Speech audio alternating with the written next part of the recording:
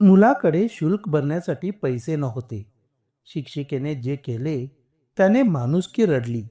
आणि त्यानंतर जे घडले ती फक्त एक घटना नव्हती, तर आजच्या समाजाचे सत्य आहे आणि आपणा सर्वांसाठी एक आरसाच आहे.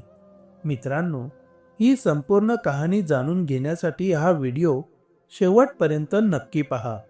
पण त्याआधी व्हिडिओला लाईक करा, चॅनलला सबस्क्राईब करा आणि कमेंटमध्ये तुमचे नाव आणि तुमच्या शहराचे नाव नक्की लिहा. मित्रांनो, ही खरी कहाणी महाराष्ट्राची राजधानी मुंबईची आहे, जिथे सकाळच्या वेळी एका खाजगी शाळेच्या वर्गात मुलांची किलबिल ऐकू येत होती. पण वर्गाच्या एका कोपऱ्यात 13 वर्षांचा समीर शांतपणे आपले पुस्तक उघडे ठेवून बसला होता. त्याच्या हातात शाळेची शुल्क भरण्याची एक चुरगाळ